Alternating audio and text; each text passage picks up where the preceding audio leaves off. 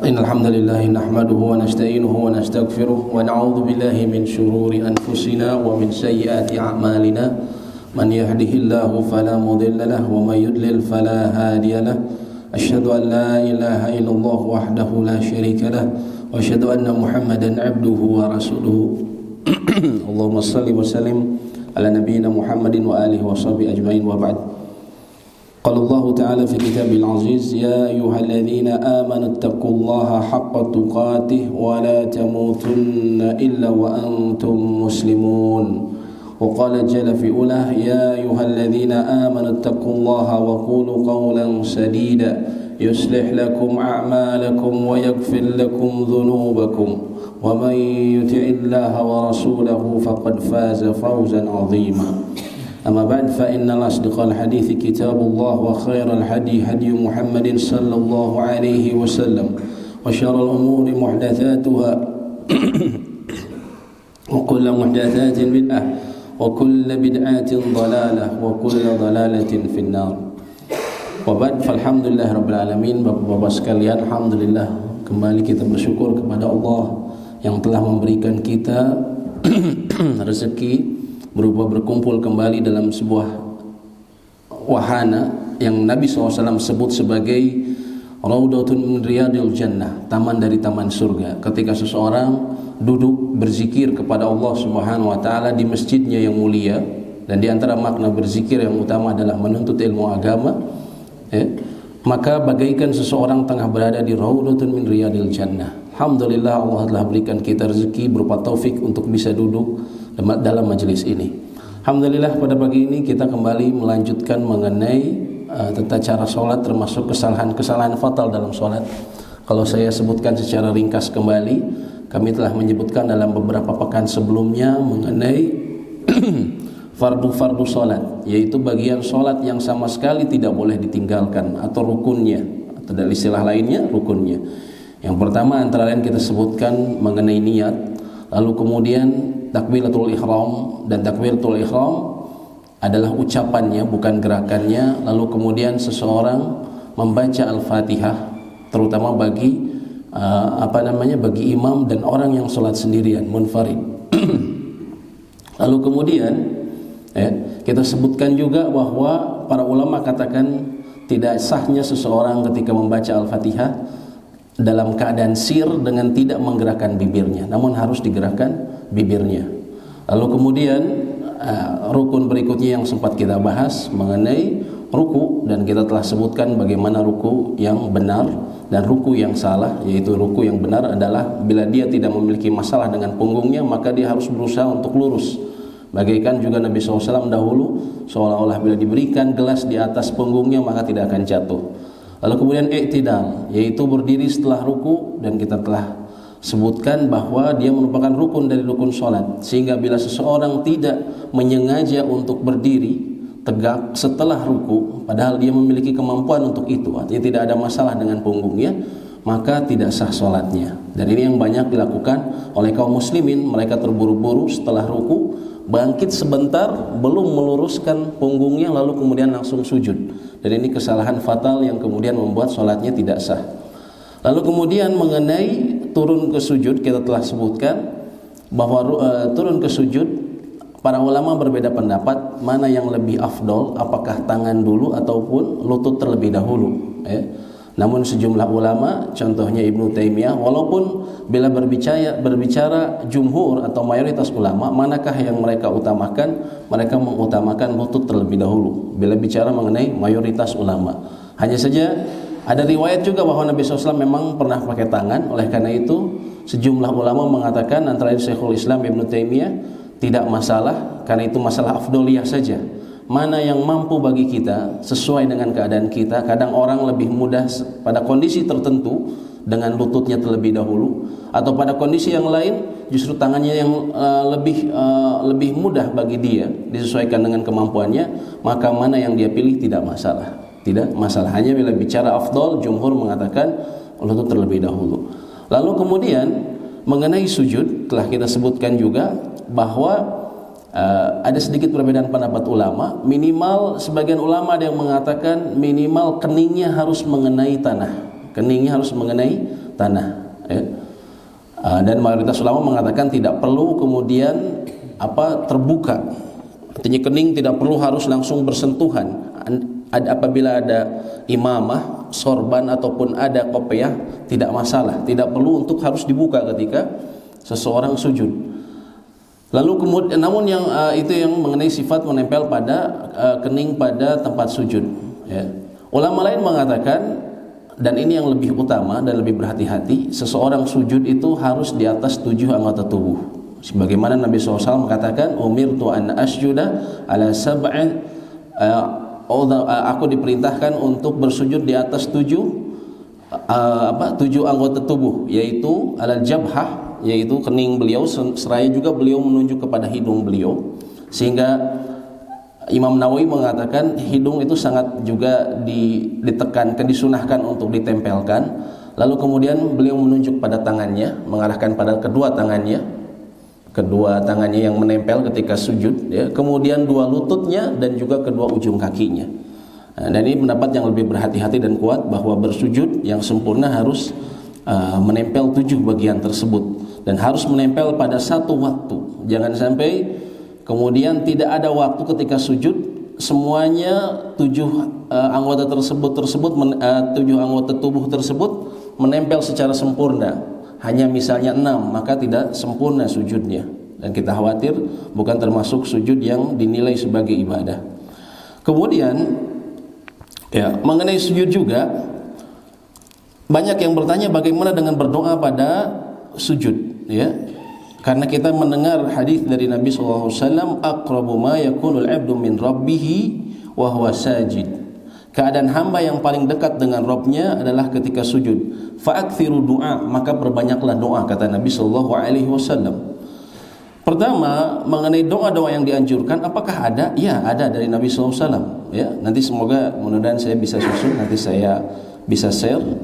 Antara lain doa yang diriwayatkan dalam riwayat Imam Abu Dawud, ya, Allahumma gfir li dhanbi kullah diqqahu wa jillahu wa awwalahu wa akhirahu wa alaniyatahu wa sirrah. Ya Allah, ampunilah dosaku, ya, ampunilah untukku dosaku semuanya, ya, baik yang kecil maupun yang besar. Wa awwalahu wa akhirahu, baik dosa yang awal, mungkin setelah dia niatkan seseorang setelah dia balik, maupun yang akhir, ya.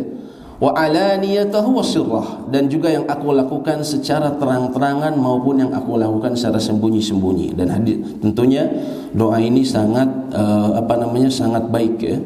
Sangat baik doanya. Dan nanti insyaallah mudah bisa kami share. Lalu kemudian doa yang lain, ada beberapa doa yang juga disebutkan oleh Nabi sallallahu alaihi wasallam.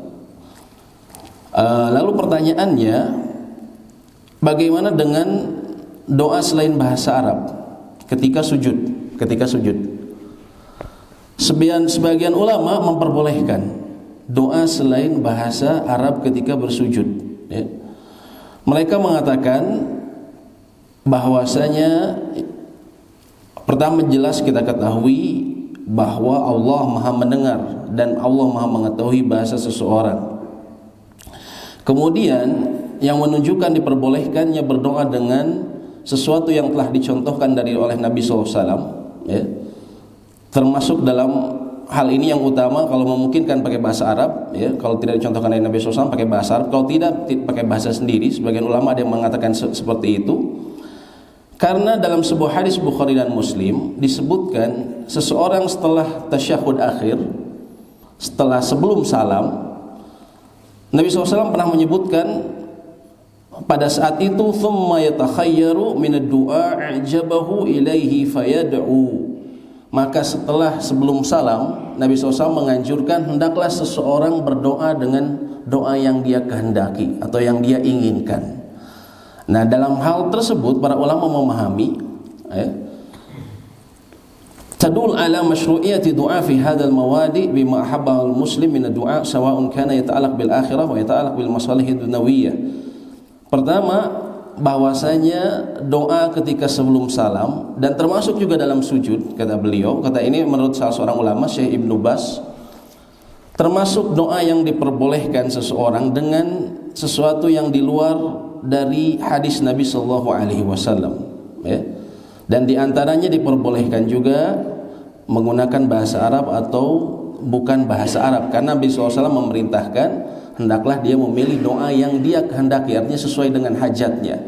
Dan sesuai dengan hajatnya di sini terkadang dia tidak hafal dari sunnah, misalnya dari Al-Quran atau sunnah doa-doa yang khusus dengan hajatnya tersebut, maka pada saat itu dia diperbolehkan berdoa dengan sesuai dengan hajatnya, kendati yang utama tentunya pakai bahasa Arab, bila tidak maka tidak mengapa. Allahu a'lam bishawab, tetapi tentunya tidak dijaharkan. Allahu a'lam bishawab. Kemudian seseorang tadi setelah dia bersujud, ya, bagaimana dengan bangkit dari sujud? Contohnya dari satu rakaat pertama ke rakaat kedua, bangkit dari sujud. Apakah seseorang duduk istirahat terlebih dahulu atau tidak? Maksudnya seperti gini Pak ya, kalau habis orang sujud, dia bersujud misalnya, apakah dia duduk beristirahat terlebih dahulu seperti ini, lalu kemudian berdiri, ataukah langsung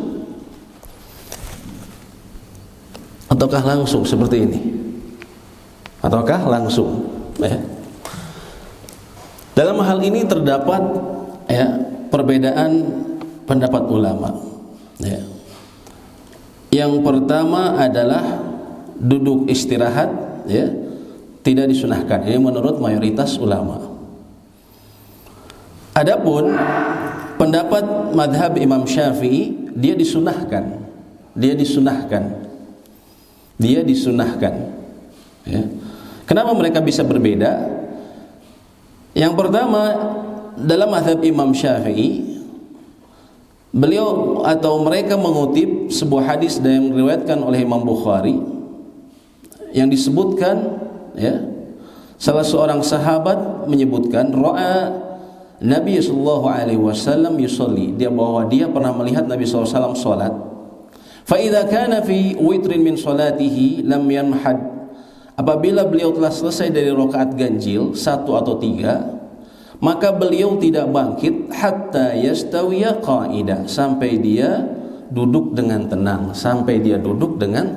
Jadi Imam Syafi'i mengambil hadis tersebut bahwa bahwa ada salah seorang sahabat mengatakan Nabi SAW itu bila beliau bangkit pada rakaat yang ganjil 1 dan 3, beliau tidaklah berdiri sampai beliau duduk dulu dengan tenang. Ini menurut mazhab Imam Syafi'i. Namun mayoritas ulama yang lain selain Imam Syafi'i mengatakan hadis tersebut menyelisihi, walaupun tentunya sahih, hadis tersebut menyelisihi hadis-hadis lain yang diriwayatkan oleh sahabat, bahwasanya mereka tidak menyebutkan bahwa Nabi SAW itu ketika bangkit di rakaat pertama dan ketiga beliau duduk terlebih dahulu, tapi disebutkan langsung bangkit saja. Artinya kalau kebanyakan sahabat tidak meriwayatkan seperti itu, tiba-tiba ada satu orang yang meriwayatkan, nah ini dianggap riwayatnya mungkin agak sedikit ganjil, walaupun tidak berarti lemah, ya, seperti itu. Nah, tapi ada juga ulama yang kemudian mengambil di antara dua jalan tersebut, ya. Antara ini pendapat Ibnu Qudamah dan juga Ibnu Qayyim. Mereka mengatakan duduk istirahat disyariatkan bagi orang yang memerlukannya. Contohnya apa? Karena tua, karena sakit, ataupun kegemukan, atau sebab-sebab yang lain. Ya. Juga mereka melihat seperti ini karena yang tadi hadis yang diriwayatkan bahwa beliau duduk dulu sebelum berdiri, periwayat hadisnya orangnya adalah namanya Malik bin Huwairith. Dan Malik bin Huwairith ini diketahui bahwa beliau melihat tata cara sholat Nabi ketika Nabi SAW sudah tua saat itu dan mulai melemah, ya. Sebagaimana juga Nabi SAW dalam hadis lain disebutkan, inni qad baddantu fala tasbikuni birruku wala bisujud, ya, dalam sebuah hadis riwayat Imam Ahmad, Ibnu Majah, sesungguhnya aku telah tua, maka janganlah kalian mendahuluiku dengan ruku dan sujud lebih dahulu. Artinya beliau ketika di saat tua beliau melemah, ya, termasuk dalam gerakannya beliau agak sedikit melambat. Sehingga sebagian ulama ini mengatakan tidak masalah seorang duduk istirahat terlebih dahulu ya, apabila dia memerlukan. Allahu alam, dan menurut kami cenderung pendapat seperti ini. Ini pendapat antara lain dipegang oleh Ibnu Qudamah dan Ibnu Qayyim, dan termasuk ulama-ulama kontemporer seperti Syekh Muhammad bin Shalih Al-Utsaimin. Jadi apabila diperlukan, maka tidak mengapa dia duduk istirahat terlebih dahulu. Apabila kemudian dia bisa langsung bangkit, maka dia langsung bangkit ya, mengambil pendapat jumhur ulama. Lalu juga jadi pertanyaan, ketika seseorang bangkit tadi misalnya, apakah seperti ini ataukah seperti ini? Kadang kita lihat ada orang seperti ini, Pak ya. Ya. Keduanya boleh, walaupun kalau bicara yang lebih kuat seperti ini. Kata Imam Nawawi, yang ini tuh lemah. Ada sedikit perselisihan di antara ahli bahasa. Karena dalam hadisnya disebutkan bahwa beliau ketika bangkit, beliau itu seperti gerakan mengadon. Disebutnya ta'jin atau mengadon. Mengadon ini para ulama berbeda pendapat apakah begini atau begini. Namun umumnya ketika bangkit, Imam Nawawi mengatakan umumnya yang benar seperti ini, tidak mengepalkan. Namun bila mau dia kagok misalnya ingin mengepalkan, tidak juga masalah, seperti itu.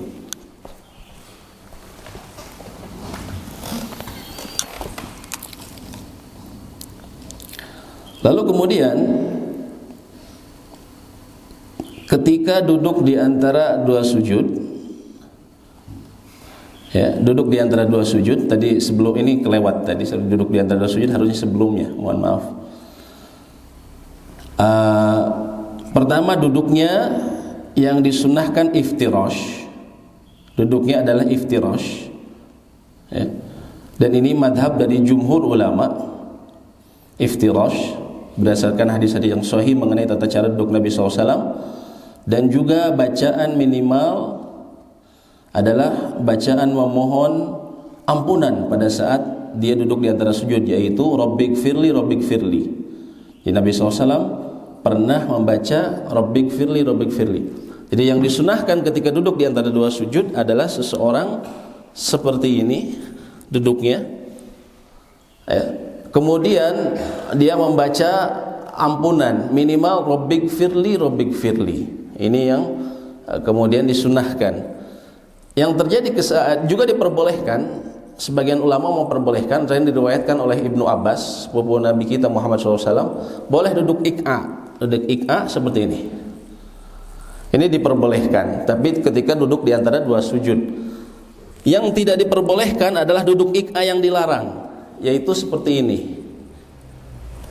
Dan juga yang banyak terjadi adalah seperti ini. Nah, kalau kita lihat orang-orang sholat di Indonesia banyak yang seperti ini, ataupun dia lipat seperti ini. Ini sebenarnya dilarang, duduk ik'a yang dilarang.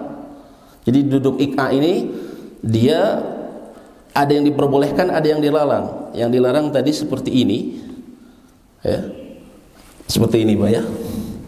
Ini yang dilarang, duduk ik'a seperti ini, ataupun seperti ini, ataupun seperti ini yang dilarang. Yang diperbolehkan itu adalah bila begini, dia tegakkan seperti beliau disebutkan kalau kelelahan beliau seperti ini duduknya ketika duduk di antara dua sujud ya. Yang banyak kesalahan tadi seperti ini. Kalau kami lihat orang-orang banyak seperti ini kesalahannya. Ini termasuk yang dilarang, duduk ik'a yang dilarang.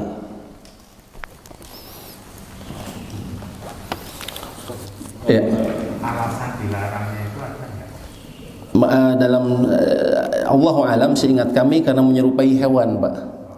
Tasyabuh sama seperti menghamparkan ketika sujud, meluruskan, itu kan seperti hewan dianggapnya. Itu Allahu alam. Kenapa? Apakah termasuk kesalahan juga doa duduk di antara dua sujudnya sampai ini yang terakhirnya iya. Doanya ada artikel yang ternyata keluar hadisnya yang ujungnya doif gitu sampai wahdini aja, Rabbik firli warhamni wajburni warfa'ni warzuqni wahdini. Iya. Ya Allah alam, memang ada yang mengatakan itu yang redaksi lengkapnya yang sering kita baca juga Pak ya. Cuman yang terakhir itu di ujungnya memang ada yang sebagian ulama mengatakan dhaif. Riwayat yang tadi ada akhirnya tadi. Seperti itu. Tapi nanti Allah alam kita cek lagi apakah dhaif ini disepakati atau tidak, atau pandangan sebagian ulama saja, Allah alam.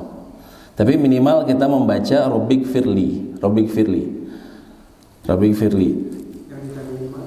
Yang tidak minimal maksudnya? Yang tidak minimal. Tadi kan minimal Rabbik firli. Iya, yang seperti kita baca Rabbik firli warhamni warzuqni, yang seperti itu dan seterusnya. Sebagian ulama itu ada yang mengatakan, contohnya dalam mazhab Imam Ahmad, bila kita lupa membaca doa saat duduk di antara dua sujud, maka dia harus sujud sahwi. Sebagian ulama, contohnya Imam Ahmad, bila kita tidak membaca ya Rabbik firli minimal satu kali, kalau minimal satu kali maka dia harus sujud sahwi ya. Artinya kalau seseorang terburu-buru lagi sholatnya, nah sebenarnya bisa lakukan asal kita tahu standarnya Pak, standar minimalnya. Pertama, ketika duduk di antara dua sujud tadi, kita tidak lakukan kesalahan dalam posisi kakinya, lalu kita tegak punggung kita dan kita baca cukup itu saja Rabbik firli, lalu kita sujud lagi. Kalau Bapak misalnya terburu-buru, tapi jangan kemudian terburu-buru ini, karena terburu-buru kita tidak ikut standar minimal, gerakannya misalnya salah-salah ya. Tapi kita dengan seperti itu kita bisa sangat cepat sholatnya sebenarnya, baca Rabbik firli saja minimal ketika duduk di antara dua sujud ya. Tadi dengan duduk cara tadi yang dilarang itu, kalau seorang lakukan itu sampai membatalkan atau tidak, atau misalnya sampai harus kecapi atau tidak? Kalau dia masih melakukan larangan. Sebenarnya tidak sampai membatalkan. Beda sama ruku. Tadi kalau ruku misalnya dia tidak lurus padahal dia memiliki kemampuan, maka dia membatalkan. Ataupun i'tidal, bila dia memiliki kemampuan untuk berdiri terlebih dahulu tegak, maka itu membatalkan. Adapun tadi yang posisi tadi tidak sampai membatalkan. Hanya dia makruhat, minimal makruhat, sesuatu yang dibenci ketika seseorang sholat. Nabi SAW pernah melarang langsung, tapi tidak menegaskan sampai membatalkan gitu. Untuk yang tadi sujud dengan 7 anggota badan itu 1, 2. Enggak, ini 1 dianggapnya. Oh, 1. Jadi para ulama yang disebut 7 anggota badan itu tadi Pak ya, beliau menunjuk ke sini jabhah sambil ke hidung, kata sahabat yang meriwayatkan hadis. Ini dianggap 1, 2, 3, 4, 5, 6, 7. Itu maksudnya. Jadi ini dianggap 1. Hanya memang ini berbeda pendapat. Apakah hidung ini, kata Imam Malik, tidak perlu menempel. Jadi kalau dalam mazhab Imam Malik kita sujud nggak perlu nempel. Tapi menurut madhab yang lain antara Imam Syafi'i disukai, mustahab untuk kemudian ditempel hidung kita ya. Jadi 1, 2, 3, 4, 5, 6, 7 ya. Mancung-mancung ya. Kalau kita agak dalam gitu ya. Harus agak dalam ya. Maksudnya gimana Pak? Susah Pak. Maksudnya gimana? Oh gitu, hidungnya nggak kena, susah Pak. Jadi kalau memang pakai kacamata memang terhalang Pak ya. Ya kalau mau yang lebih afdol, kita lepaskan kacamatanya.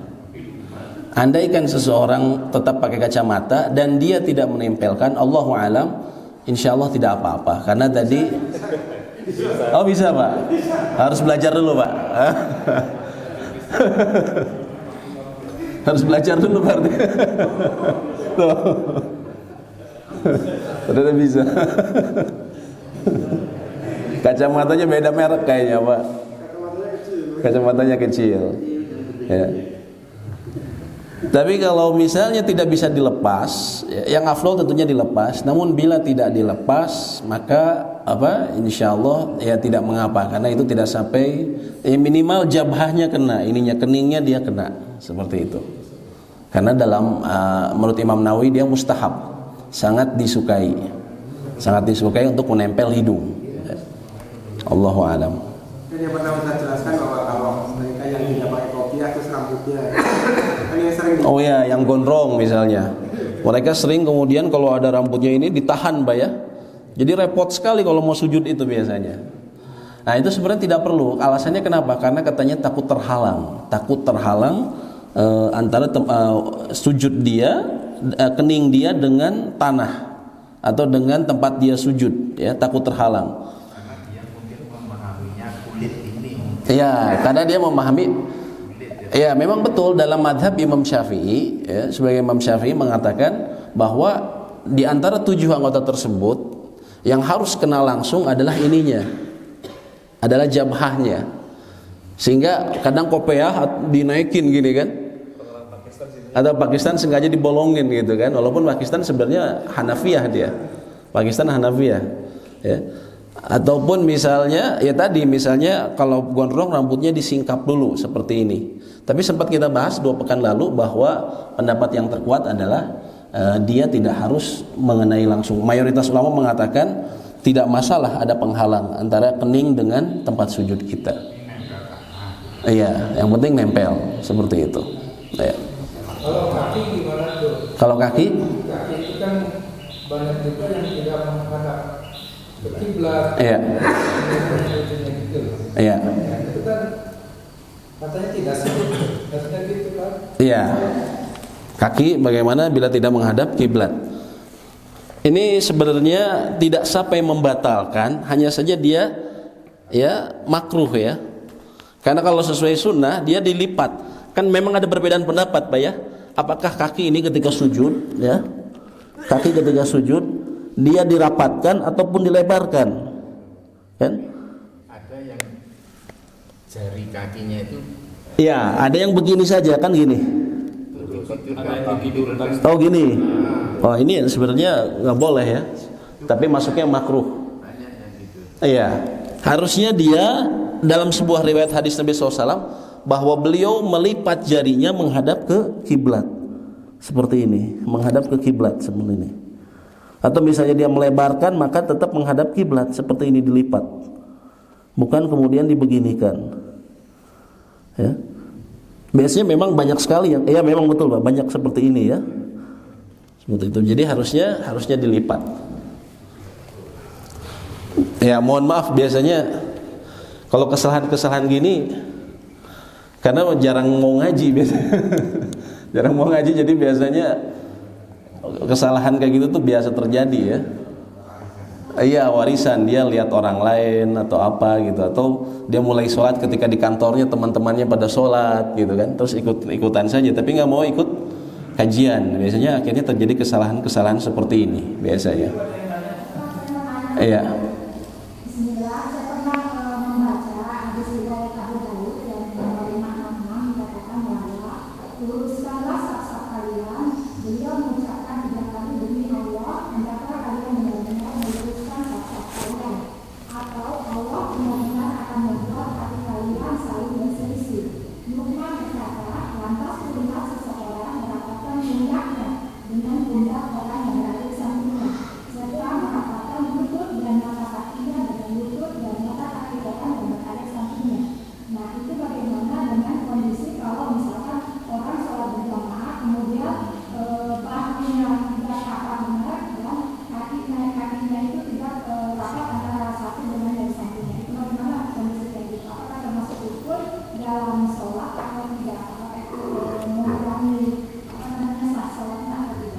Allahu a'lam bishawab. Itu masuknya dalam pembahasan sholat berjamaah.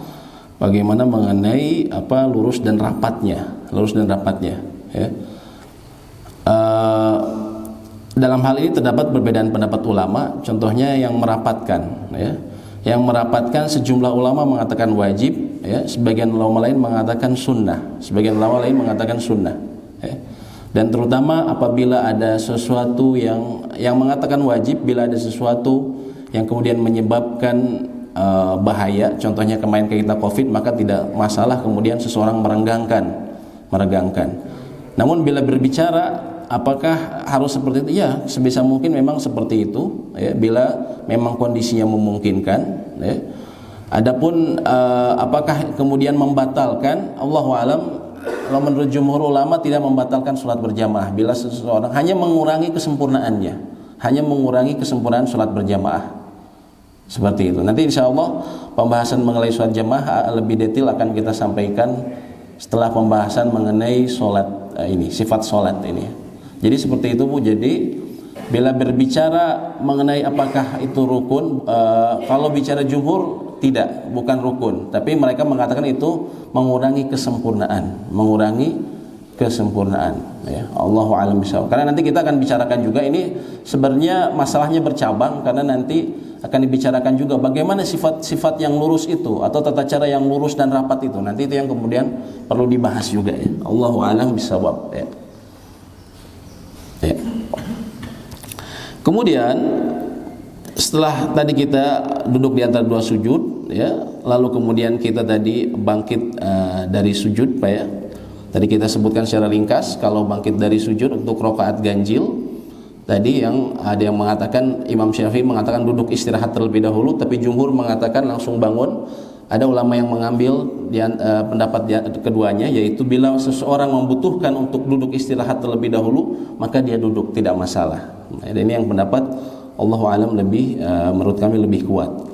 Lalu mengenai tasyahud, ya, terutama tasyahud awal. Tasyahud awal, yang namanya tasyahud ini adalah artinya mengucapkan dua syahadat. Ya.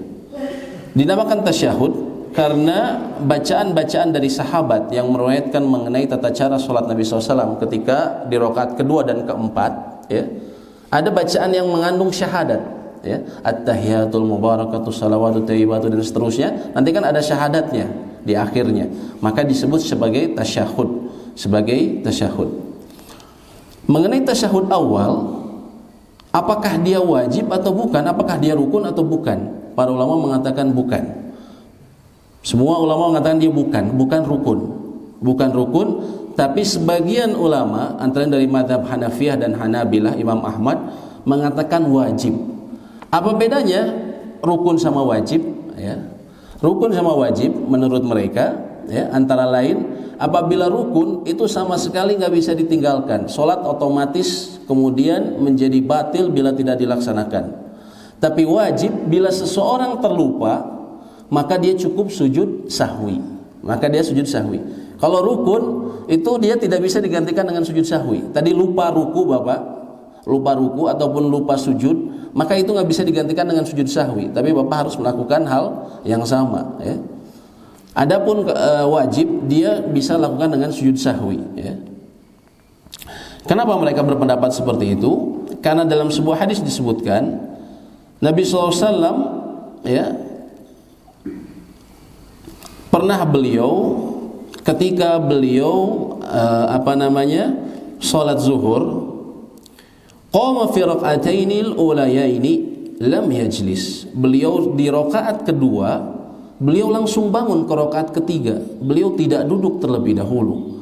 Faqaman nasu ma'ahu, maka para sahabat pun mengikuti, langsung bangkit ke rakaat ketiga. Hatta idza qada shalah, sehingga kemudian setelah selesai salat, wa antadharun nas taslimah, kemudian orang-orang menunggu beliau mengucapkan salam, assalamualaikum, gitu kan. Kemudian beliau malah kabbara wa huwa jalisun. Beliau malah mengucapkan Allahu Akbar lagi, saat itu beliau duduk. Lalu kemudian fasajada sajadataini qabla an yusallima thumma sallama. Kemudian beliau sujud dua kali, lalu kemudian sebelum beliau salam. Ya. Jadi beliau pernah ketika sholat zuhur, beliau ketika di rakaat kedua langsung bangun, Pak, ya. Lupa. Jadi beliau langsung berdiri di rakaat ketiga, gitu kan.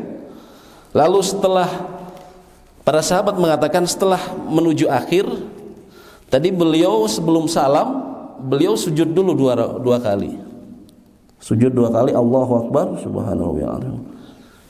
Lalu kemudian beliau sujud lagi, yaitu sujud sahwi, baru kemudian beliau salam. Jadi artinya perbuatan beliau tersebut ketika meninggalkan tasyahud awal di rakaat kedua, bila kita lupa, maka kita bisa ganti dengan sujud sahwi. Kita bisa ganti dengan sujud sahwi. Termasuk ketika makmum mendapati imam seperti itu, Pak. Kalau imamnya udah dekat ke atas, gak usah kita sibuk subhanallah, subhanallah, subhanallah. Kalau sudah sampai atas, biarkan saja, kita ikutin dia. Kita ikutin dia, ya. Nah, nanti mungkin dia ingat, nanti dia sujud sahwi. Nanti dia sujud sahwi, kita ikutin dia sujud sahwi, gitu ya. Allahu a'lam bishawab. 2 kali. 2 kali. 2 kali sebelum salam. Memang ada riwayat juga sesudah salam. Dalam hal ini ada keleluasaan. Makmum tidak masalah. Tidak masalah. Sujud sahwi ini memang juga ada sedikit perbedaan, Pak ya. Jadi kalau menurut Imam Syafi'i, sujud sahwi ini sunnah. Artinya kalau seseorang juga lupa, ya, maka tidak apa-apa. Namun yang lebih berhati-hati menurut Imam Ahmad, dia wajib. Jadi si imam bila dia ingat, maka dia harus sujud sahwi. Dia harus sujud sahwi, ya. Lalu kemudian bagaimana bila dia ingatnya setelah salam, terus kemudian baru ada orang yang bilang, Pak, Bapak tadi enggak ini, Pak. Apa yang harus dia lakukan? Maka dia sujud sahwi saat itu. Karena Nabi SAW pernah seperti itu. Beliau pernah melakukan kesalahan, tapi bukan rukun. Waktu itu beliau sudah berbalik kepada sahabat. Lalu sahabat ada yang memberitahu beliau bahwa beliau melakukan kesalahan. Beliau langsung berbalik dan beliau kemudian sujud sahwi. Nah, meskipun sudah salam. Bagaimana dengan nasib makmum? Misalnya tadi imamnya nih lupa. Baru setelah tadi dibilangin, akhirnya imamnya ingat, dia sujud sahwi. Makmum yang ada di sekitarnya ikut juga sujud sahwi. Tapi yang sudah pergi itu tidak masalah, gitu. Dan disebutkan para ulama, ya. Jadi yang lebih berhati-hati seperti itu, tetap dia sujud sahwi. Karena Nabi SAW pernah seperti itu, diingatkan setelah salam, bahkan sempat bicara, lalu kemudian beliau langsung sujud sahwi. Sujud sahwi tadi, Pak, 2 kali, langsung nanti dia salam lagi. Assalamualaikum, assalamualaikum. Apa? Gak usah diulang. Ini kalau wajib, nanti kami akan di akhir nanti kami akan sebutkan juga apa yang kemudian kita sujud sahwi, ada apa yang kita tidak perlu sujud sahwi, ya. Dalam hal ini tidak usah diulang, cukup sujud sahwi saja. Cukup sujud sahwi, karena dia bukan rukun, Pak. Kalau rukun diulang, ya, gerakannya, ya. Ini Ustaz tolong dijelaskan lagi, Ustaz, dari rukun mana yang wajib mana? Ya. Yang rukun pertama dari awal, Pak ya. Pertama seseorang niat dia. Memang ada yang mengatakan niat ini ada yang syarat, ada yang rukun. Bedanya apa? Kalau syarat ini sebelumnya. Tapi yang kalau rukun ini di dalamnya.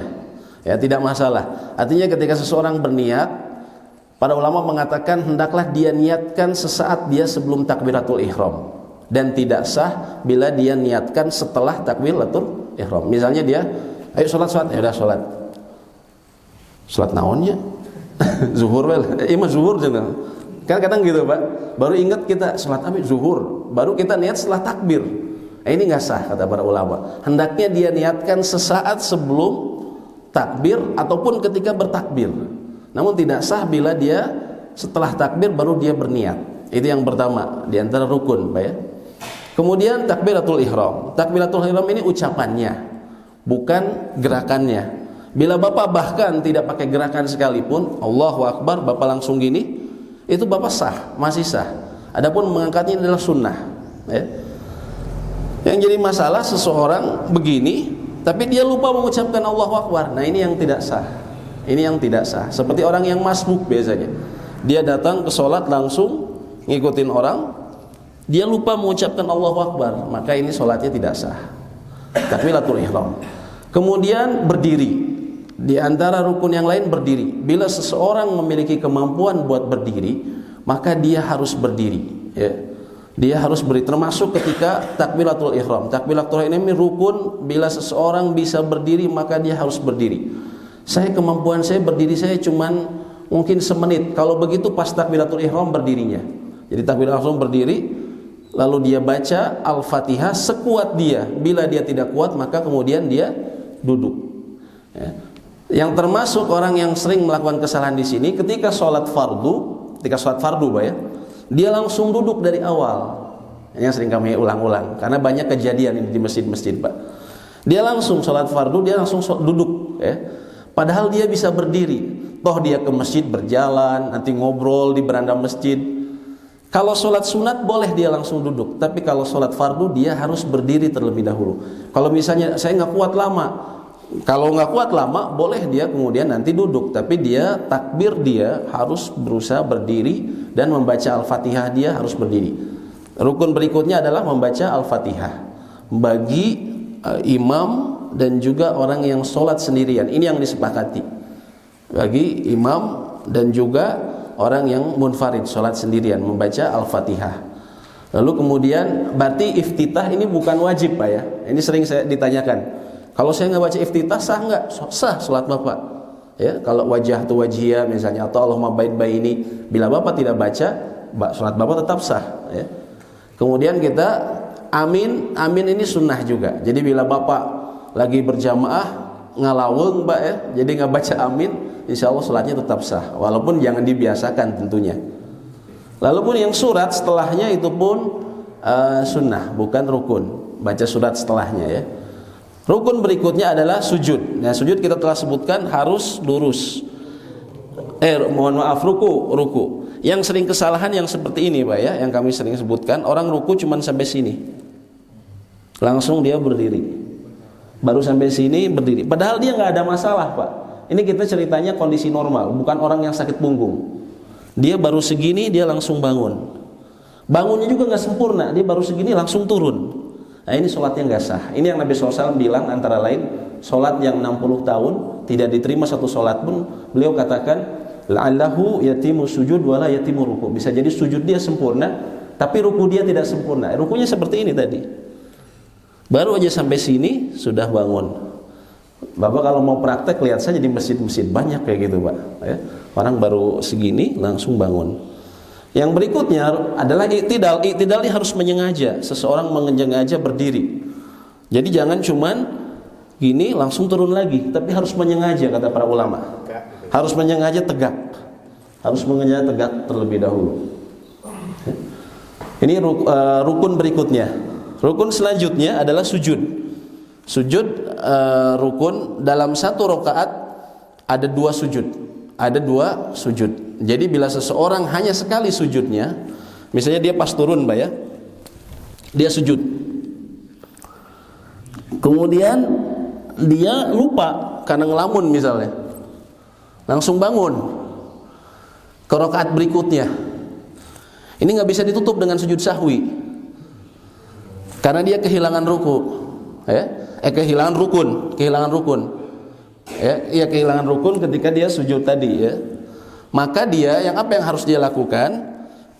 Ketika dia berdiri di rakaat berikutnya, misalnya tadi rakaat pertama Pak ya, dia ngelamun, dia langsung tadi saya ulang, ini pas dia turun gini sujud, langsung dia bangun ke rakaat kedua, harusnya duduk terlebih dahulu. Maka apa yang harus dia lakukan? Dia jadikan ini rakaat pertama. Ulang rakaat. Kalau sendirian. Kalau sendirian.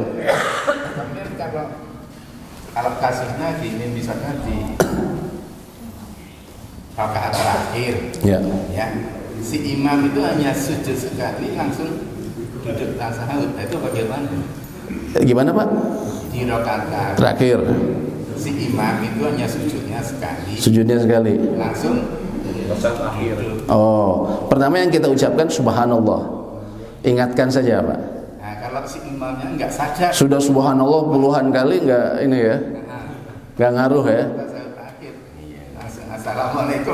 Oke. Bagaimana kalau bisa seperti itu Pak ya? Jadi kasusnya tadi rakaat keempat, imamnya sujud, harusnya duduk di antara dua sujud, tapi dia langsung tasyahud gini. Orang-orang sudah bilang subhanallah, subhanallah, tapi dia nggak ngerti. Biasanya karena dia nggak paham atau dia nggak sadar, ya. Lalu dia salam, assalamualaikum, assalamualaikum. Bapak tetap ikuti. Nanti setelahnya baru dikasih tahu. Bapak tadi tidak duduk di antara dua sujud di terakhir, ya. Tidak sujud di rakaat terakhir. Tidak sujud kedua, tidak duduk di antara dua sujud dan tidak sujud di rakaat terakhir. Kita kasih tahu dia, Pak. Lalu apa yang harus dia lakukan? Dia ngulang dia ngulang posisinya seperti itu. Kita ikuti. Walaupun sudah ngobrol, orang-orang lain ngikutin. Karena Nabi SAW pernah, beliau sholat zuhur, beliau hanya 2 rakaat, Pak. Semua orang ketika beliau 2 rakaat seperti ini, beliau salam, assalamualaikum, assalamualaikum, beliau langsung berdiri. Lalu disebutkan dalam sebuah hadis bahwa beliau kemudian ke ruangan salah seorang istrinya. Ya. Sahabat diam semua sampai ada satu orang yang disebut Dzul Yadaini, si orang yang memiliki tangan panjang. Ya. Dia berkata, aku siratis salat ya Rasulullah. Apakah salat telah dikosorkan ya Rasulullah? Kemudian dia berkata, tidak. Engkau tadi sholat 2 rakaat. Akhirnya beliau, padahal sudah bicara nih Pak, ya. Beliau udah mau sampai di kamar istri beliau. Beliau kembali lagi, lalu kemudian beliau menyelesaikan 2 rakaatnya lagi, tanpa perlu mengulang dari awal. Tapi cukup langsung beliau 2 rakaat lagi, seperti itu Pak. Apa? Tadi yang rakaat keempat, sekali sujud, ngulangnya rakaat keempat aja. Ngulangnya rakaat keempat, ya. Tidak dari awal, tidak perlu dari awal. Seperti tadi Nabi SAW, beliau hanya sholat 2 rakaat. Beliau tidak mengulang dari awal lagi, tapi beliau cukup menggenapkan 2 rakaat. Mengenapkan 2 rakaat, seperti itu. Ya. Mengenai tadi i'tidal. I'tidal tuh ada yang kita bisa nemuin, ada orang yang seperti ini, umumnya orang seperti ini, ada yang seperti ini, Pak ya. Ya, ini memang pendapat sejumlah ulama, sebagian ulama dalam madhab Imam Syafi'i dan Imam Ahmad, sebagiannya memang seperti ini. Karena hadisnya memang memiliki bisa jatuh ke pemahaman seperti itu. Hadisnya dikatakan bahwa Nabi SAW kembali ke keadaan semula. Nah, keadaan semula ini yang mana? Yang ini atau yang ini? Gitu kan? Sehingga sebagian ulama Syafi'iyah dan Hanabilah atau Imam Ahmad mengatakan dia kembali seperti ini. Tapi kalau bicara jumhur, mayoritas seperti ini. Seperti ini ya. Nah, tapi juga yang salah tuh biasanya orang seperti ini. Ketika i'tidal, mereka biasanya ada yang sebagian orang begini Pak, ininya. Apa namanya? Takbirnya. Samiallahu liman hamidah, Rabbana walakal hamd. Gini. Ini termasuk kesalahan juga. Tapi yang benar seperti biasa, takbiratul ihram. Ini saya sering lihat kayak gini di Indonesia ataupun di tanah suci, ada orang kayak gitu juga. Samiallahu liman hamidah. Karena dia mungkin seperti orang doa kan, Rabbana walakal hamd. Ini tidak tepat. Yang tepat seperti ini biasa. Ya. Mayoritas seperti ini, tadi sebagian ulama begini. Tapi bukan begini Pak ya. Ada juga orang yang kayak orang kalau kata Pak Bambang orang Jogja itu. Ini gitu. Jadi dia gini dulu terus nanti begini, karena dia nunggu gitu kan. Biasa mungkin kalau nunggu begini. Nah, ini tidak perlu ya. Jadi kalau nggak gini, mayoritas seperti ini, tadi ada yang mengatakan juga seperti ini ya. Tapi yang lebih kuat Allahu a'lam memang meluruskan. Ustaz, ya. Kita jelaskan bahwa duduk di antara 2 sujud itu rukun. Ya. Tapi tadi waktu awal pada saat Rasul sekali saja begitu itu langsung berdiri, tadi kenapa sujud sahwi? Kalau rukun berarti harus berulang ya? Enggak, beliau tetap Pak, beliau cuman tidak tasyahud awal. Maksudnya beliau tidak tasyahud awal. Jadi di rakaat kedua, beliau yang tadi kesalahan ada sujud sahwi itu, beliau bukannya tidak duduk di antara 2 sujud, tapi tidak tasyahud awal. Jadi beliau tetap sujud 2 kali, kemudian tetap duduk di antara 2 sujud, tapi tidak tasyahud awal, tapi langsung bangkit. Langsung ke rakaat ketiga. Dia duduk di antara 2 sujud, dia harus mengulangi lagi. Iya, dia misalnya tergantung Pak kondisinya. Kalau dia misalnya dia tadi di rakaat pertama, terus dia langsung keburu berdiri Pak. Dia baru ingat, aduh saya tadi nggak duduk di antara 2 sujud, saya langsung bangkit. Maka apa yang harus dia lakukan? Dia jadikan rakaatnya sekarang ini rakaat pertama Pak. Gitu. Jadi sholatnya bisa 5 rakaat. Bisa 5 rakaat, ya, bisa 5 rakaat. Bukannya sebenarnya bukan 5 rakaat karena yang tadi nggak sempurna, Pak. Ya, nggak sah. Kenapa? Jadi imam. Makmumnya ikutin. makmumnya ngikutin ya. Nanti kalau makmumnya faham, dia tahu kenapa kemudian menjadi seperti ini, karena memang tadi dia tidak duduk di antara dua sujud. Makmumnya subhanallah. Iya. Sebenarnya memang dari pertama harusnya subhanallah, jadi sehingga dia tidak jatuh ke kesalahan yang pertama tadi ya. Kalau jatuhnya di rakaat ketiga gimana? Jadi dari awal lagi, dari rakaat pertama lagi. Bapak nyadarnya di rakaat ketiga. Yang Bapak lakukan kesalahannya di rakaat pertama, ya. Gimana, Pak? Kesalahannya di rakaat ketiga. Kesalahannya di rakaat ketiga. Sekarang Bapak bangun ke rakaat keempat. Rakaat keempat Bapak ini menjadi rakaat ketiga. Jadi yang tadi dianggap hangus, gitu. Kecuali dekat, kata para ulama tuh. Kecuali dekat.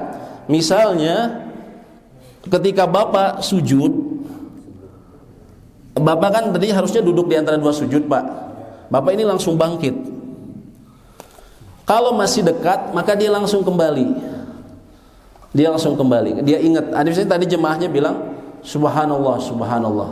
Maka dia langsung kembali.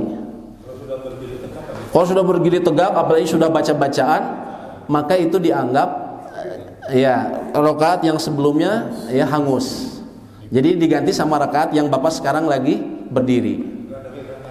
Enggak perlu. Enggak perlu seperti itu, Pak ya. Jadi kalau dekat Bapak langsung, ya. Ada nggak yang sama sekali harus diulang? Misalnya apa yang Iya. dilakukan tapi lalu harus diulang? Harus diulang. Bapak lupa takbiratul ihram. Bapak lupa niat sama takbiratul ihram. Itu kata para ulama, yang itu sama sekali nggak bisa yang itu harus ngulang dari awal. Itu membatalkan ya. Jadi Bapak lupa niat sebentar. Jadi Bapak lupa niat. Tadi Bapak yang kita sholat, baru kita niatnya setelah sholat, setelah takbir, Allahu Akbar. Sholat naon niatnya? Oh, zuhur, gitu kan? Nah, itu Bapak harus ngulang. Ataupun Bapak lupa takbiratul ihram. Ini terutama hati-hati, Pak, ketika kita masbuk. Banyak orang ketika masbuk dia terburu-buru pingin dapat rukunya imam, sehingga dia lupa gitu, langsung dia nggak ngucap Allahu Akbar. Nah, ngikut sampai imam 4 rakaat baru sadar, aduh saya nggak baca Allahu Akbar. Maka dia harus ngulang sholatnya. Gitu. Takbiratul ihram di rakaat awal aja. Kalau apa namanya? Yang berikutnya. Dari sujud ke rakaat. Itu namanya takbir intiqal. Intiqal itu perpindahan. Adapun takbiratul ihram itu yang mengharamkan. Makanya disebutnya takbiratul ihram. Takbir yang mengharamkan. Maksudnya apa? Mengharamkan gerakan lain selain sholat. Gerakan dan bacaan selain sholat. Gitu. Allahu a'lam bishawab ya. Jadi awal. Iya, Pak.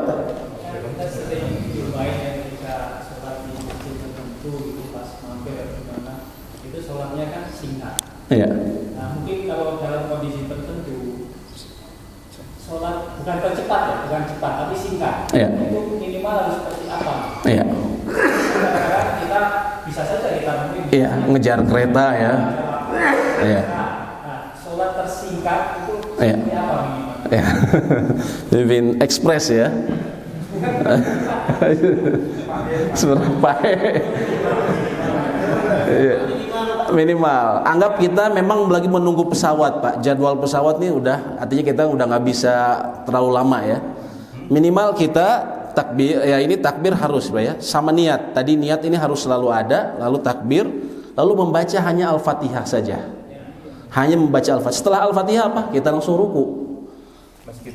Kita langsung ruku, baca berapa kali? Sekali minimal. Subhana rabbiyal azim. Langsung kita bangkit. Samiallahu liman hamidah rabbana walakal hamd. Kita berdiri sebentar, langsung kita turun, kita sujud. Subhana rabbiyal a'la sekali. Jadi yang namanya tumakninah ini, batas minimal tumakninah, kita baca sekali, Pak. Minimal kadar bacaan sekali.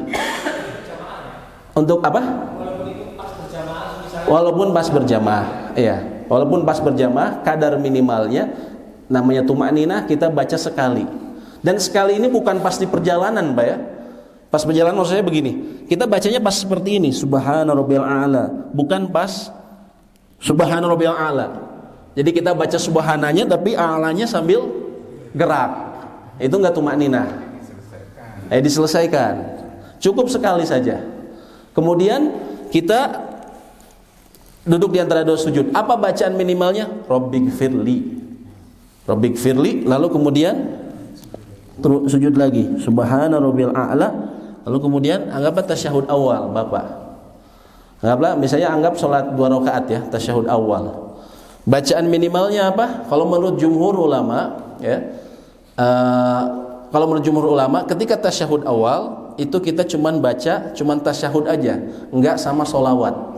At-tahiyatul mubarakatuh salawatu thayyibatu lillah, assalamu alayka ayuhan nabi wa rahmatullahi wa barakatuh, assalamu alayna wa ala ibadillahi sholihin, asyhadu an la ilaha illallah wa asyhadu anna muhammadar rasulullah. Bapak langsung bangkit. Ini menurut jumhur ulama. Menurut pendapat Imam Syafi'i disukai membaca solawat kepada Nabi. Allahumma sholli ala Muhammad. Sampai situ. Kalau tasyahud awal, kalau menurut Imam Syafi'i. Beda sama tasyahud akhir. Kalau menurut Imam Syafi'i, tasyahud akhir termasuk wa ala alihi. Nah, kan kita wa ala ali Muhammadin, gitu kan. Tapi kalau tasyahud awal, kalau ngambil pendapat Imam Syafi'i cukup sampai Allahumma sholli ala Muhammad. Sudah sampai situ. Ya. Lalu kemudian Bapak bangkit, tadi baca Al-Fatihah lagi, lalu diulangi yang seperti tadi. Adapun di tasyahud akhir, ya, di tasyahud akhir kita membaca tadi tasyahud ini yang tahiyatul, Pak ya, sampai asyhadu an la ilaha illallah wa asyhadu anna Muhammadar Rasulullah. Ada hadis lain wa asyhadu anna Muhammadan abduhu wa rasuluhu, seperti itu. Lalu kemudian ya, kalau menurut mazhab Imam Syafi'i, seseorang harus membaca salawat. Kalau yang di tasyahud terakhir, dia wajib, ya, dia wajib. Adapun ulama yang lain mengatakan sunnah saja, seperti itu. Baru kemudian salam. Ya. Salam minimal berapa kali? Sekali, Pak. Salam. Ini menurut jumhur, mayoritas. Assalamualaikum. Apakah harus lengkap?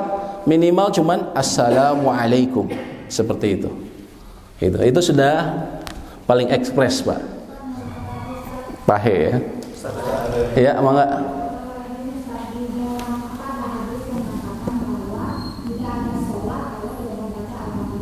Ya.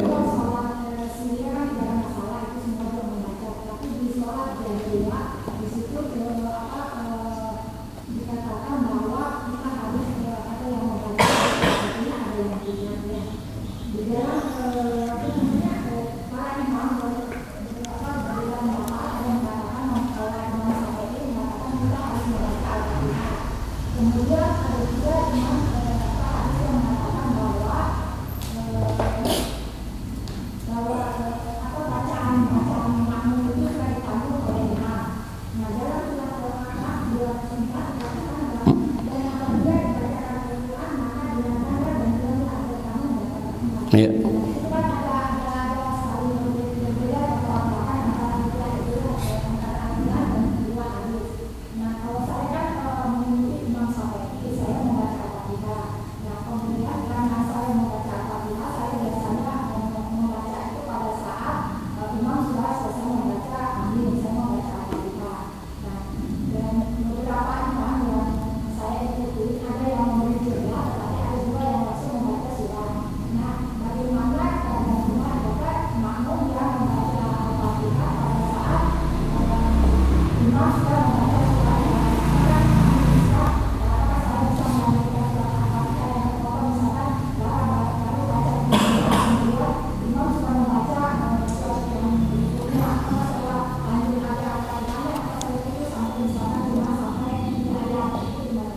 Ya, Allahu a'lam bishawab ya. Mengenai kapan membaca Al-Fatihah ini bagi dalam mereka yang mengikuti madhab Syafi'iyah dalam hal ini. Ya, kita sudah sempat juga sebutkan, mayoritas ulama mengatakan bila menjadi makmum dia cukup bacaan imam ya, dalam salat jahar. Adapun dalam madhab Syafi'iyah dia juga harus membaca Al-Fatihah. Lalu bagaimana kapan membacanya? Kalau dalam madhab Syafi'iyah inda sakatatil imam disebutnya, ketika imam diam. Contohnya apa? Ketika imam membaca iftitah, kita bisa baca ya. Kemudian setelah imam mengucapkan amin. Tapi tidak semua imam seperti itu kan. Ataupun setelah membaca surat, kita bisa membaca seperti itu. Adapun bagaimana apabila dipotong-potong, misalnya karena tadi imamnya berhentinya sejenak, berhenti lagi, Allahu alam, saya tidak tahu bagaimana hukumnya. Tapi yang saya lihat mereka yang mempraktekkan seperti ini, ya, dalam saya lihat antara lain di pesantren yang madzhabnya Syafi'iyah, mereka bacanya biasanya sempurna. Bacanya sempurna setelah imam mengucapkan atau ketika imam mengucapkan amin. Imam sama makmum mengucapkan amin, baru kemudian mereka membaca Al-Fatihah, ya. Hanya saja yang jadi masalah terkadang makmum sibuk sendiri-sendiri, Pak, membaca Al-Fatihahnya, sehingga makmum baca sendiri, imam juga baca sendiri, ya. Imamnya baca apa nggak ada yang tahu, ya, karena sibuk semuanya membaca Al-Fatihah. Yang saya pernah lihat seperti itu, ya. Allahu alam, ya. Menurut riwayat kami, pendapat yang kuat di sini adalah yang cukup bacaan imam. Namun bila ada kesempatan kita membaca Al-Fatihah, terutama misalnya di saat-saat imam bicara, silahkan baca Al-Fatihah. Namun kami tidak mengetahui bagaimana bila dipotong seperti itu, Bu, ya, Allahu alam. Karena yang kami lihat biasanya prakteknya itu digabungkan langsung, baca Al-Fatihah secara sempurna ketika baca surat, ya. Allahu alam bisawab, ya. Apa? Yang rukun Al-Fatihah yang disepakati itu untuk imam dan munfarid, Pak. Untuk seorang imam dan orang yang sholat sendirian. Adapun makmum itu diperselisihkan tadi, Pak. Apakah kemudian dia harus baca juga Al-Fatihah atau tidak?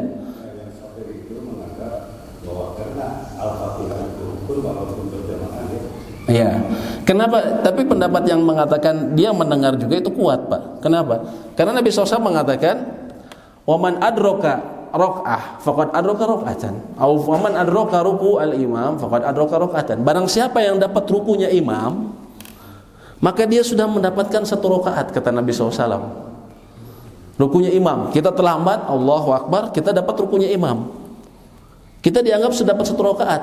Ini baca Al-Fatihah enggak, Pak? Tidak, bahkan dia setelah Al-Fatihah, kan? Nah, dari situ makanya Imam Ahmad mengatakan, bukankah Anda juga, maksudnya ke mazhab Syafi'iyah, bukankah Anda juga telah berpendapat bahwasanya barang siapa mendapatkan ruku imam, maka dia telah mendapatkan 1 rakaat. Lalu kenapa kemudian harus mengulang baca Al-Fatihah, gitu kan? Nah, ini pendapat Imam Ahmad, gitu. Ya, dalam hal ini kita hargai, cuman pendapat yang mengatakan seperti itu pun sangat kuat, ya. Allahu alam bisawab, ya. Ya, mangga aja, Bu, kalau Ibu punya pilihan seperti itu. Hanya saja yang masalah dipotong-potong itu saya tidak tahu, ya, belum pernah ini. Yang kami lihat mereka biasanya membaca sempurna, ya, tidak terpotong-potong. Allahu alam bisawab. Ya. Gimana? Apa? Yang terpotong itu gimana? Tadi maksudnya Ibu nih, misalnya imamnya tadi yang saya tangkap, Allahu alam. Yang saya tangkap misalnya imam dia pas iftitah baru sempat baca alhamdulillahirabbil alamin, tapi imam keburu baca, maka dia mendengarkan. Gitu, Bu, ya, maksudnya. Jadi Al-Fatihah itu udah dibaca sama imam, karena nanti kita nggak bisa mengikuti ayat per ayat karena imamnya seperti ada. Jadi saya mengambil pada saat akhir, pada saat sudah mengucapkan amin, saya membaca Al-Fatihah. Nah, antara setelah itu kan imam membaca surat yang berikutnya, kan? Nah, itu biasanya imam bikinnya itu kan ada biasanya kan ada juga jadi imam membaca Al-Fatihah sendiri dulu. Nah, biasanya kan ada yang mengerti, ada yang melaksanakan itu memberi juga, tapi ada juga yang langsung surat yang berikutnya. Nah, pada waktu itu kalau kita membaca surat Al-Fatihah, biasanya kan kalau sudah mereka imamnya sudah membaca, kita biasanya cuma bisa baca 3 ayat. Nah, yang pertanyaan saya biasanya apakah bacaan itu cukup dengan 3 ayat itu Al-Fatihah atau kita harus teruskan sampai Kalau menurut mazhab Syafi'i harus dibaca, Bu. Tapi kalau yang lain tidak. Pak. Iya, kalau yang lain tidak, dia ngikuti saja. Nanti ini berhubungan dengan bagaimana hukum bila tertinggal beberapa rukun, ya. Nanti kita bahas. Tapi kalau Ibu mengambil pendapat seperti itu, ya disempurnakan secepat mungkin. Gitu. Disempurnakan secepat mungkin, ya. Gimana? Kemarin sempat ngebahas bab sholat dari mazhab Imam Ahmad Ya. Terus kita kemarin memasuki bab berdoa di dalam sujud yang tadi dibahas awal-awal. Itu Imam Ahmad berpendapat kalau misalnya kita meminta hal dunia itu membatalkan sholat. Ada juga Ustadz yang berpendapat kita boleh meminta dunia, tapi misalnya yang awal kita minta akhirat dulu. Nah, misalnya rakaat ketiga atau keberapa kita minta perihal dunia kita, tapi tidak boleh disebutkan, hanya di dalam hati aja. Nah, itu gimana tuh Ustaz? Ya, itu memang pendapat ulama seperti itu. Kalau yang tidak ada teksnya khusus dari Nabi SAW, memang selalu ada seperti itu. Selalu ada kemudian pemahaman yang berbeda. Termasuk tadi, Pak, apakah kemudian tadi berdoa ketika sujud, bolehkah hanya urusan dunia saja atau akhirat, atau urusan akhirat saja atau bukan boleh dengan dunia juga? Di sini berbeda pendapat memang. Ada yang mengatakan akhirat saja. Bila selain akhirat maka itu batal katanya. Tapi tidak ada dalil khusus. Makanya ini kemudian ulama yang lain menganggap dunia juga boleh. Termasuk kalau ulama belakangan Syekh bin Baz mengatakan tidak masalah, begitu.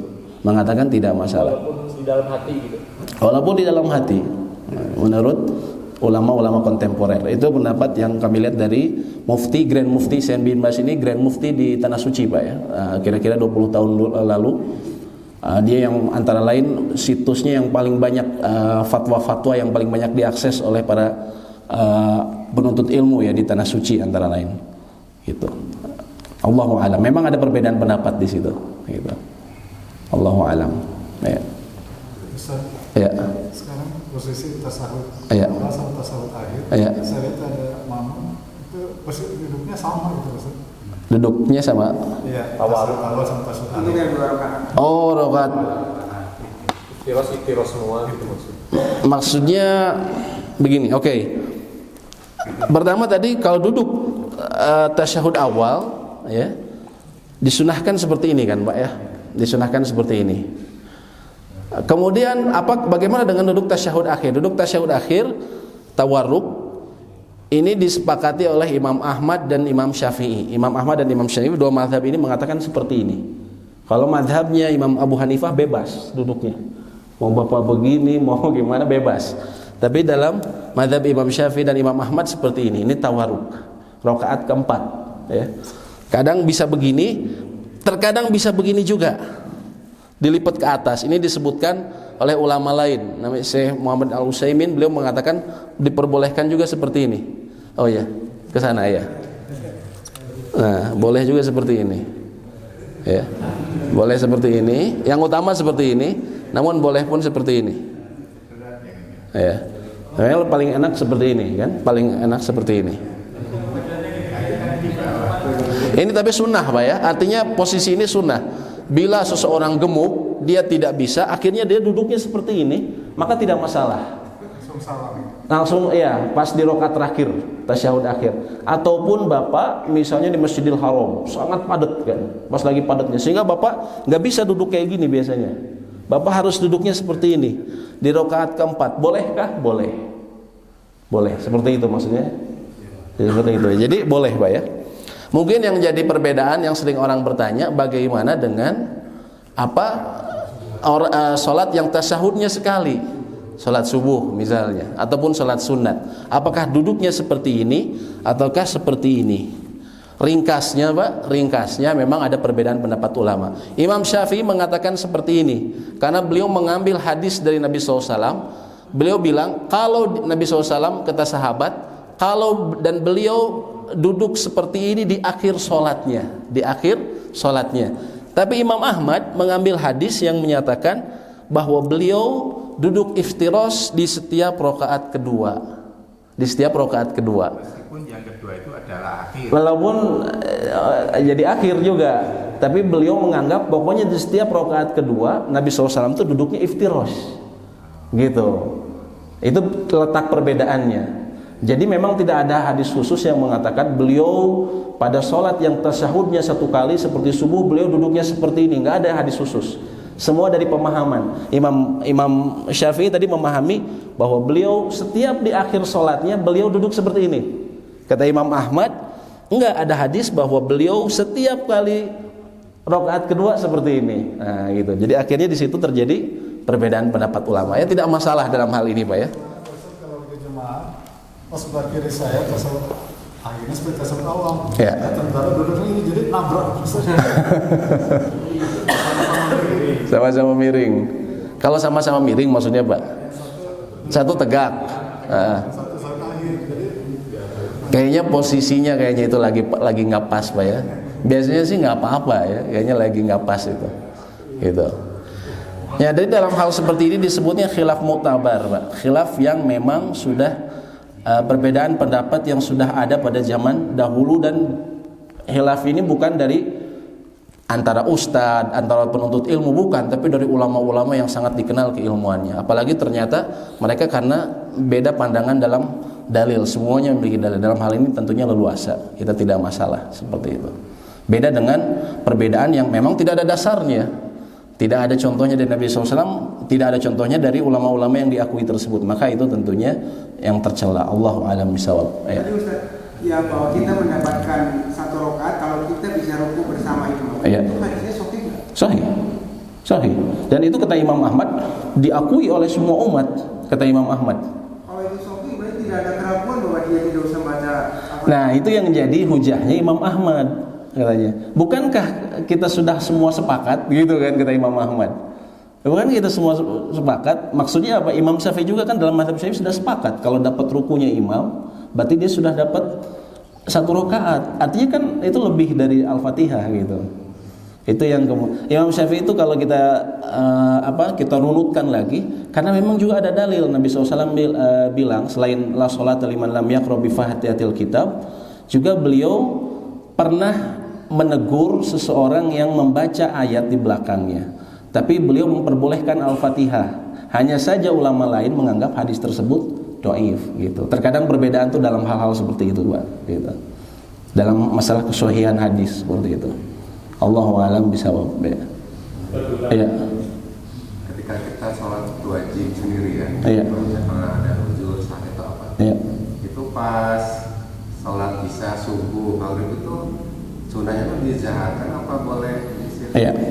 Menurut jumhur ulama, ya disunahkan seseorang itu ketika subuh, kemudian maghrib dan isya itu dijaharkan. Adapun zuhur dan asar disirkan, itu disunahkan. Lalu bagaimana bila kemudian kebalikannya? Boleh, karena dia tidak sampai rukun ataupun wajib. Misalnya bapak ketika sendirian, bapak pengen isyanya disirkan, maka tidak masalah. Tidak masalah ya. Namun jangan dilakukan terus-terusan ya, karena ini mukhalifus sunnah, menyelisih sunnah dalam hal ini. Tapi bila bapak laksanakan sekali-sekali tidak masalah, seperti itu. Gitu. Ataupun misalnya kadang kita di musola kita masbuk, orang sudah sholat berjamaah terus kita ngikutin orang, kita nepuk biasanya. Dia kan belum siap jadi imam, biasanya dia diam saja. Sahkah? Sah, boleh seperti itu. Ya. Walaupun yang utama dia tetap baca, dijaharkan gitu dalam sholat jahar. Allahu a'lam bishawab. Ya, silakan Pak. Tadi kalau saya katakanlah yang makmum itu kan kalau yang Imam Syafi'i itu kan baca lagi Al-Fatihah. Iya. Terus kalau yang membenarkan kesalahan imam itu siapa itu? Yang membenarkan. Yang membenarkan kan seperti bilang kita sibuk masing-masing. Ya. Katakan kalau imam ada kesalahan. Itu. Saya kan masih tidak ada yang tahu. Iya. Makmum kan sibuk ya membaca Al-Fatihah. Iya. Saya kan konsentrasi di ini. Betul. Apa sih itu kan? Iya. Imam salah nih. Iya. Kan tidak ada yang tahu. Iya. Karena itu Allahu a'lam, saya sih lebih cenderung ke pendapat ya itu tadi Imam Ahmad dan yang lainnya, bahwa bacaan imam itu sudah cukup. Ya. Karena saya memang pernah mendapati seperti itu, Pak. Saya pernah mendapati di masjid di Garut ya, di kampung kakek saya waktu itu, mereka membaca Al-Fatihah setelah imam mengucapkan amin. Artinya ketika membaca surat. Ini semua pakai baca Al-Fatihah dengan suara lirih yang terdengar oleh orang di sampingnya. Sehingga sibuk masing-masing. Jadi imam mau baca apapun nggak ada yang ngeh gitu, nggak ada yang ngebenerin. Padahal kan kita disunahkan bila imam salah ada yang mengkoreksi gitu kan. Ya seperti itu memang. Makanya dalam hal ini Allahu a'lam, kalau saya pribadi lebih cenderung ke pendapatnya Imam Ahmad. Artinya bacaan Al-Fatihah imam pada sholat jahar itu cukup bagi makmum ya. Allahu a'lam bishawab. Akhirnya memang sibuk sendiri-sendiri. Kalau tadi memang pendapat bahwa dia sudah dapat satu kalau dia bersama rukunya imam, itu semua mazhab sepakat. Yang Allah alam yang kami tahu mayoritas, termasuk dalam hal ini kata Imam Ahmad, dia pendapat Imam Syafi'i sendiri mengatakan dia seperti itu. Imam Syafi'i sependapat. Iya, yang kami baca ya Pak, nanti tapi perlu kami cek lagi apakah itu pendapat mu'tamad. Mu'tamad ini pendapat yang benar-benar diakui dalam mazhab Syafi'i. Tapi menurut Imam Ahmad, bukankah kita sudah mengakui katanya seperti itu? Berarti mengisyaratkan bahwa Imam Syafi'i pun menganggap sudah dapat 1 rakaat ketika dapat rukunya imam. Ya, Allahu alam bisawab. Ya. Gitu. Tapi insya Allah nanti kita pertegas lagi Pak, ketika pembahasan sholat berjamaah nanti insya Allah kami lihat sumber yang lebih kuat lagi. Satu lagi Ustaz, kalau Al-Fatihah itu rukun harus dibaca. Ya. Pertanyaannya, bagi imam atau sholat munfarid, apakah Al-Fatihahnya misalnya dia sholat berjamaah, seorang imam itu bacanya harus benar? Ya. Makmum pun juga harus benar, andaikan dia sholat munfarid. Ya. Oleh karena itu, ya betul. Oleh karena itu, satu-satunya ayat dalam Al-Quran atau surat ya dalam Al-Quran yang para ulama katakan seseorang harus benar membacanya dan juga tidak boleh melakukan kesalahan fatal adalah Al-Fatihah. Oleh karena itu memang karena dia rukun, apalagi kalau misalnya dia melakukan kesalahan yang merubah makna, itu yang paling bahaya ya. Jadi kalau kita merasa bahwa minimal mungkin kita nggak bisa mengikuti belajar tahsin secara lengkap Pak ya, tapi minimal kita belajar tahsin dan tajwidnya Al-Fatihah, itu yang paling penting, terutama membaca makhrajul hurufnya, tempat keluar huruf secara benar, minimal itu yang para ulama katakan. Allahu a'lam. Minimal Al-Fatihah kita betul. Termasuk yang makmum salat sendirian dia, agar salat dia dianggap memenuhi rukun, maka dia harus membaca Al-Fatihah sesuai dengan kaidah yang benar, tidak melakukan lahnul jali, tidak melakukan kesalahan yang fatal ya, tidak melakukan kesalahan yang fatal. Allahu a'lam bishawab. Ya, monggo Pak. Ya. Tidak dengar bacaan imam. Ya. Ya. Makmum juga harus baca. Ya. Kalau dia memungkinkan baca, maka baca. Bila dia tidak mendengar imam, dia baca. Ya. Maka dia baca. Bila dia tidak mendengarkan suara imam, ya, memang baca. Allahu a'lam. Moga Pak. Oh enggak. Ya. Baik, demikian bisa kami sampaikan. Insyaallah nanti kita akan sambung lagi mengenai pembahasan sholat ini. Mengenai doa-doa nanti semoga bisa kita kumpulkan juga. Demikian bisa kami sampaikan. Apabila ada kesalahan, mohon maaf, tentunya ini datang dari kesalahan kami dan kebodohan kami. Adapun yang benar hanya datang dari Allah Subhanahu wa taala.